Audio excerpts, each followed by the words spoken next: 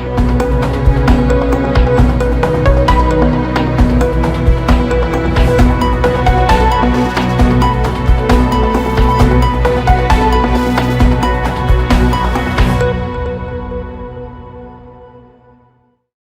मैं मोंटू राजा anti corruption India से स्वागत है आपका। जो देश है वो संविधान के अनुसार चलता है। तमाम संविधान ने जब स्वतंत्र हुआ तो संविधान लिखा गया, उसके बाद किसी के हक न मरें और जो सरकार है जिसको इलेक्ट करते हैं लोग, उसके कुछ दायित्व होते हैं कि वो चीज़ें जो हैं वो सरकार जो है वो जो आवाम है देश की उस तक पहुँचाए।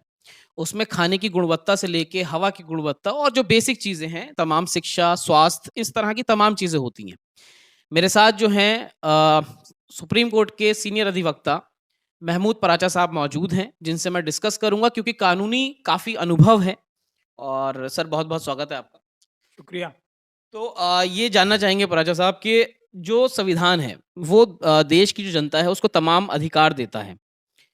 इतने साल हो गए हैं आज़ादी को, एक जो नागरिक होता है, उसको आज भी अच्छा स्वास्थ्य जो है सरकार नहीं दे पा रही है, जो सरकार के दायित्व होते हैं, अच्छा खाना, अच्छा स्वास्थ्य, अच्छी शिक्षा, इस तरह के तमाम चीज़ें और कानून भी। तो इतने साल हो गए हैं, कहाँ कमी रह जाती है? संविधान जो है, उसके आधार पे सारी चीज़ें होती हैं, लेकिन उसके बाद भी जो है, वो स्थिति जो है, वो देखने को जो सामने मिल रहा है, उसमें तमाम चीज़ें नहीं हैं। इसकी बुनियादी वजह वही है जो मुहिम आप अपने चैनल के माध्यम से चला रहे हैं, करप्शन, भ्रष्टाचार के। देश की जनता जो देश की मालिक है, वो जो अपने नौकर चुनती है, वो नौकर जो है अपनी ड्यूटी, अपनी ज़िम्मेदारी ठीक से नहीं निभा रहा है, बल्कि स्वयं की सेवा में लगे हुए हैं, भ्रष्टाचार में लिप्त हैं। यही इसकी सबसे बड़ी वजह है, वरना नेताओं को आप नौकर कह रहे हैं। नहीं, नेता ही नहीं, जी, तमाम प्रधानमंत्री, देश के प्रधानमंत्री, देश के हर एक मुख्यमंत्री, देश के हर एक मिनिस्टर, चाहे वो सेंटर के हों, चाहे तो स्टेट के हों, चाहे तो हमारी जुडिशरी के चीफ जस्टिस ऑफ इंडिया हों, या ब्यूरोक्रेट्स हों, कैबिनेट सेक्रेटरी हों, या दूसरे जितने भी ब्यूरोक्रेट्स हैं, या सेना के जो अध्यक्ष हैं, ये सभी लोग देश की जनता के, और आप लोग भी, प्रेस वाले भी, देश की जनता के नौकर, सेवक ही हैं। ये भारत का निज़ाम है, संविधान का निज़ाम। तो मैं इसीलिए जानबूझ के ये बात कह रहा हूँ, कोई मैं एक बार नहीं, ये हमेशा से मैं कहता आ रहा हूँ, और कोई इस बात को मना कर भी नहीं सकता, क्योंकि यही बात सच्चाई है। लेकिन ये जो नौकर हैं, ये अपने आप को मालिक बनने की कोशिश करते हैं, सेवा की जगह लूट मचाने की जब कोशिश करते हैं, उसी की वजह से देश का ये हाल है। वरना हमारा देश वो देश है जो अंग्रेज शासन आने से पहले दुनिया भर की जो संपदा थी, 25% से भी ज़्यादा हमारे देश के पास थी। ये हमारे देश की ताकत है, ये हमारे देश का सामर्थ्य है, ये हमारे देश के लोगों का सामर्थ्य है, और देश की धरती का। इसके बाद हमारी जो अंग्रेज़ों के आने के 25 साल बाद से पूरी दुनिया के जीडीपी का 3% हिस्सा भारत के पास रह गया था, जो संपदा है दुनिया की, और वो कमोबेश आज तक भी वही स्थिति है। तो देश हमारा खुशहाल है, जनता यहाँ की जो मालिक है, वो रिच है, लेकिन जो करप्ट नौकर आ गए हैं, नौकर जो जिनका करप्शन पे लगाम नहीं लगा पा रहे मालिक, उसकी वजह से देश हमारा गरीब है, हमारे देश के मालिक जो हैं वो गरीब हैं, और वो परेशान हाल है। क्योंकि आज भी जो इंडेक्स आते हैं, वो तमाम जो है बड़े-बड़े सर्वे हाउसेज़ हैं जो इंडेक्स बनाते हैं। जो भारत है, उसकी स्थिति और पीछे हो रही है। जो भुखमरी एक बहुत बेसिक है कि 2 वक़्त की रोटी इंसान को नहीं मिल पा रही है आज भी देश के अंदर। आज़ाद हुए हुए इतने साल हो गए, जो इंडेक्स था वो कुछ सालों की बात करें तो अब वो गिर के 107 पे आ गया है। 121 देश जो हैं टोटल इंडेक्स में हैं और भारत जो है 107वें स्थान पे लुढ़क के नीचे और गया है, तो भुखमरी बढ़ गई है। लेकिन सरकार जो है ये इस डाटा को सिरे से खारिज करती है। सरकार के जो लोग हैं या फिर जो बढ़ाई करते हैं, जो इस चीज़ को नहीं एक्सेप्ट कर रहे हैं, वो ये कहते हैं कि भारत का ही एक नागरिक है जो आज विश्व का दूसरे नंबर पे अमीर आदमी है। कैसे देखते हैं इसको? एक तरफ भुखमरी बढ़ती है और एक तरफ अमीर आदमी बढ़ रहा है। जब पूरे देश की जनता का पैसा लूट के एक आदमी के हवाले कर दिया जाएगा, मैंने बताया ना देश हमारा कितना रईस और संपन्न है, तो जब पूरे देश का पैसा लूट के एक आदमी को दे दिया जाएगा, तो वो फिर भी अगर नंबर 2 का ही बना है, तो वो उसकी इनकॉम्पिटेंसी कह सकता हूँ मैं, उसकी नालायकी कह सकता हूँ। जब पूरा देश लूटा जा रहा है, तो वो एक आदमी को भी हमारे अमित शाह जी और मोदी जी नंबर 1 रईस नहीं बना पा रहे। तो ये भी इनकी जो कॉम्पिटेंस है, उस पे एक सवालिया निशान है। अब बाकी डेटाज़ तो छोड़ दीजिए, हमारे प्रधानमंत्री जी खुद ये बात कहते हैं कि 80 से 85 करोड़ लोगों को हम 5 किलो अनाज देते हैं। इससे बड़ा देश का दुर्भाग्य क्या होगा कि प्रधानमंत्री साहब खुद ये बात तस्लीम कर रहे हैं और ये अपनी वो बहुत बड़ी बड़ाई करते हैं। इस बात पे शर्मिंदा होने की जगह वो इस बात में अपनी बड़ाई दिखाते हैं कि 80 करोड़ लोगों को मैं 5 किलो अनाज हर महीने दे रहा हूँ मैं।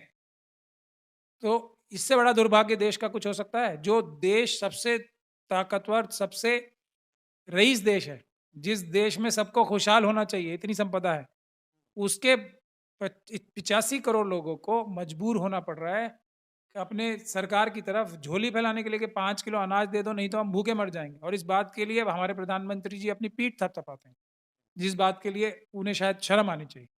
तो ये जब हालात देश के बन जाएँ, एक लोगों को एक सर्कल में बाँध लिया जाए, एक झूठ के सर्कल में बाँध लिया जाए, उनको उनकी भावनाएँ भड़का के, उनको गुमराह करके, तरह-तरह के छल-कपट से, बुनियादी मुद्दे से ही उनका ध्यान भटका दिया जाए, तो इससे ज़्यादा कोई नौकर बेईमानी क्या कर सकता है अपने मालिकों के साथ?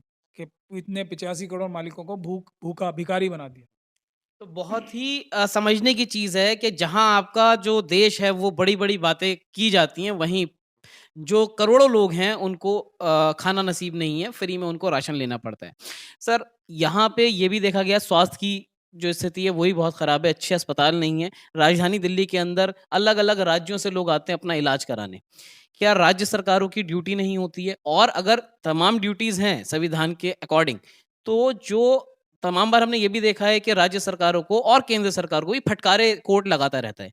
लेकिन कुछ होता क्यों नहीं है? कितनी फटकारें लगी हैं उसके बाद भी? कि बात ये है कि हमारे यहाँ हालात इतने खराब हो गए हैं कि लोग अब इस बात के लिए अपनी पीठ थपथपा रहे हैं कि हमारी जो स्थिति है वो दूसरी जगहों से बेहतर। दिल्ली के अस्पतालों का हाल भी कोई अच्छा नहीं है, लेकिन क्योंकि दूसरी जगहों का बहुत बुरा हाल है, तो वो उनके कंपैरिजन में अच्छा लगने लगता है। अगर देखा जाए तो आप जाके देख लीजिए, दिल्ली के अस्पतालों की हालत बहुत ज़्यादा बुरी है। लेकिन अब अब बाकी जगहों की हालत तो बिल्कुल ही ख़त्म है।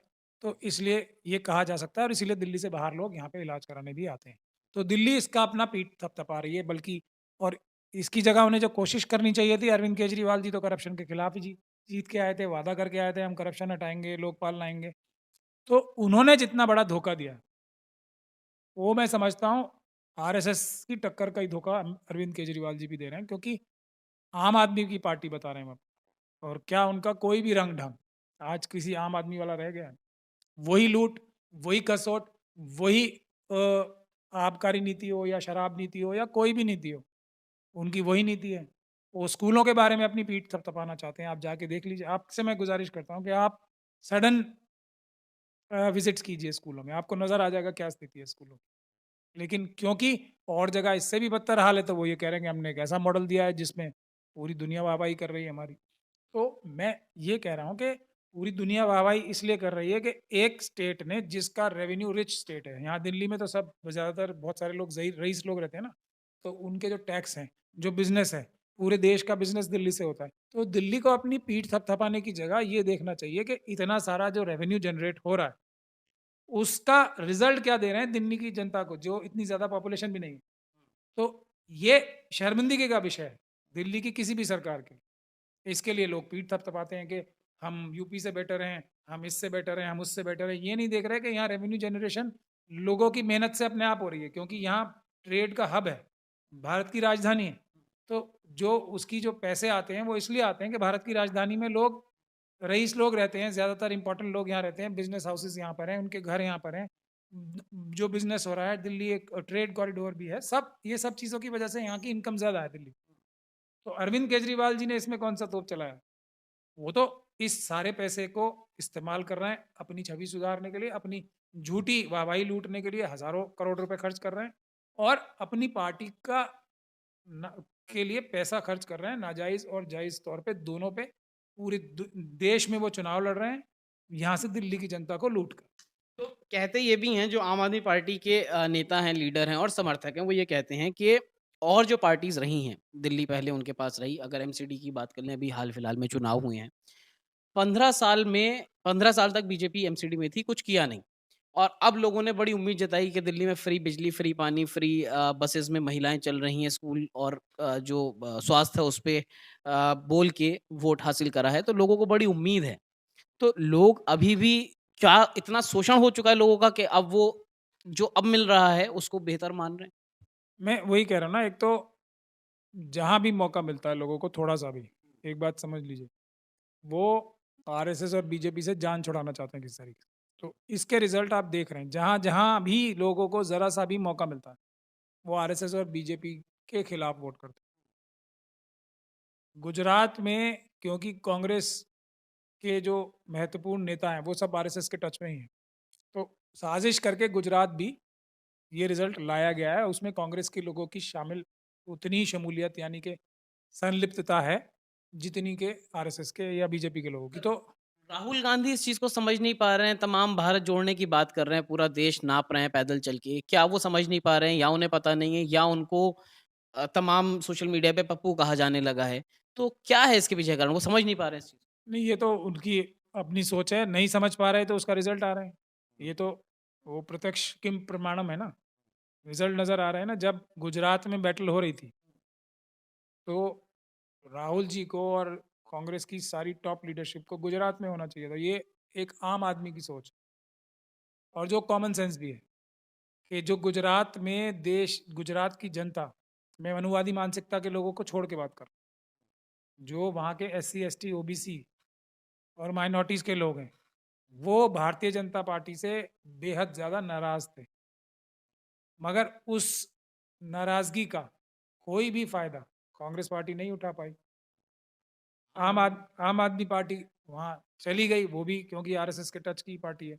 उन्होंने वहाँ जाके और कन्फ्यूजन पैदा किया और हमारे एक ओवैसी साहब भी चले गए। तो इन सब हालात से वहाँ पे, लेकिन ज़िम्मेदारी मैं इसकी कांग्रेस पार्टी की मानता हूँ, क्योंकि वहाँ वो मेन अपोज़िशन पार्टी थी। उन्होंने लड़ाई नहीं की, लड़ाई लड़ते तो जीतते या हार होती है ना। वहाँ कांग्रेस ने कोई संघर्ष नहीं किया। इस बात को कहने में मुझे कोई शक और शुबे की गुंजाइश नहीं है। गुजरात में टोटल सरेंडर कांग्रेस पार्टी ने किया।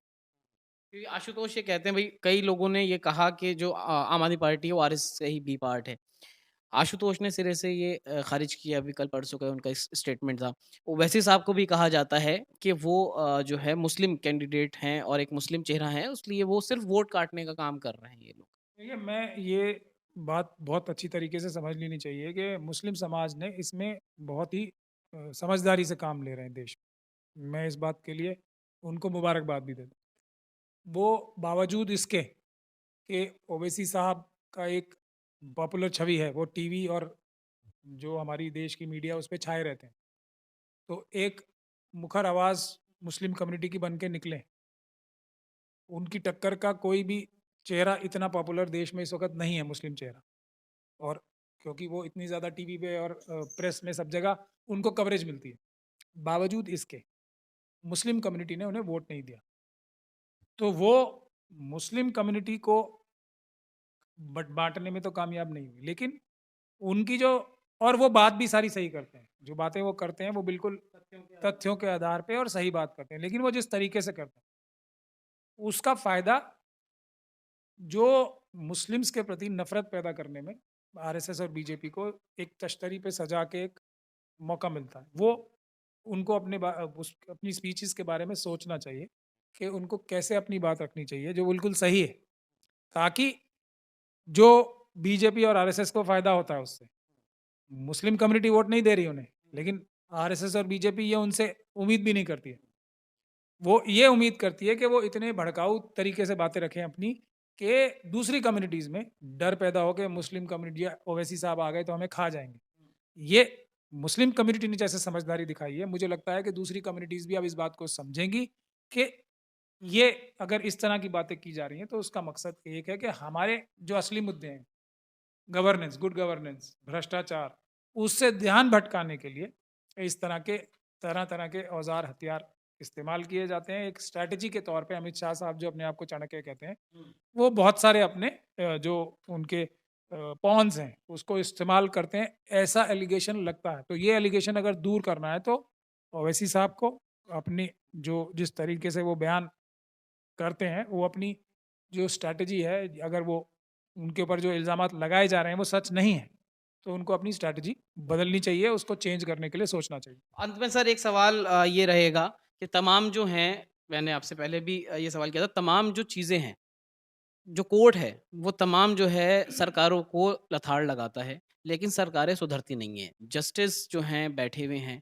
उसके बाद अगर नहीं सुधरती है, तो जजेस सही तरह से या फिर और क्या कर सकते हैं? क्योंकि अदालत का ही आखिरी टाइम पे आदमी दरवाज़ा खटखटाता है और उम्मीद होती है। देखिए, हमारे देश में बहुत बड़ी समस्या ये हो रही है कि हमारे देश के जो अपोज़िशन के नेता हैं, वो कोई भी ऐसी छवि साउथ में तो 1-2 जगह को छोड़ के, या ममता बनर्जी को छोड़ दिया जाए थोड़ा-सा, या लालू जी को छोड़ दिया जाए, या जो हमारे डीएमके के नेता हैं स्टालिन साहब, या वाईएसआर को छोड़ दिया जाए, या अब केसीआर साहब भी कुछ करने लगे हैं। बाकी सारे जो नेता हैं हमारे, वो एक बहुत ही अपनी निरीह सी छवि पेश करते हैं कि हम एकदम हाथ जोड़ के जनता से ये उम्मीद करते हैं कि जनता आए हमें बचाए। लेकिन एक नेता का काम ये होता है कि वो आगे बढ़ के जो ज़ालिम हैं, जो सरकारें और जो नेता जो ज़ुल्म कर रहे हैं, जो सरकारों में बैठे नेता ज़ुल्म कर रहे हैं लोगों पे, उनकी कलाई पकड़े और उनके भ्रष्टाचार पे, उनके ज़ुल्म अत्याचार पे रोक लगाए। ऐसी छवि पेश करने की जगह अगर ऐसी छवि पेश की जाएगी कि हम भी, जैसे बहुत सारे नेता हमारे मुस्लिम समाज के रो रहे हैं, मतलब वीडियोज़ चल रही हैं, पब्लिकली रो रहे हैं। आज़म खां की बात कर रहे हैं आप मैं इनडायरेक्ट वे नाम में। लेके बात नहीं कर रहा, लेकिन जी। लोग उनको नेता मानते हैं कि वो ये जो ज़ुल्म ज़्यादती हो रही है, ये जो पुलिस और प्रशासन गैर कानूनी तरीके से अपराध करके लोगों को वोट ना डालने दे रहा है, उस पे रोक लगाने के लिए नेता होता है या रोने के लिए नेता होता है? और भी नेता रो रहे हैं, और भी नेता अपनी छवि ऐसी बना रहे हैं कि हम तो बस हाथ जोड़ के पीस और ये सब बातें करेंगे। जनता नेता कौन-सा चाहती है कि जब ज़रूरत पड़े, तो वो ज़ालिम की कलाई पकड़ सके। ऐसे बहादुर लोगों की ज़रूरत है। लोग आरएसएस से तंग हैं, लेकिन उनको रास्ता नहीं मिल रहा। तो मैं ये बात कहना चाहूँगा कि अगर इस प्रकार के अपोज़िशन के नेता कार्रवाई शुरू करेंगे कि हम हैं, हम आपको आरएसएस के ज़ुल्म से बचाएँगे, हम इस लूट-पाट को रोकेंगे।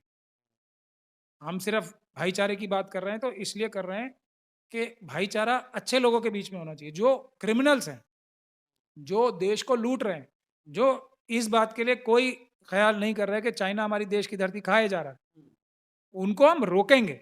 ये हमारी ज़िम्मेदारी है। हम मज़बूती से उनको रोकेंगे और उनको उनकी सही जगह जेलों में भिजवाएँगे। जो करप्शन कर रहे हैं, उनको हम जेलों में भिजवाएँगे।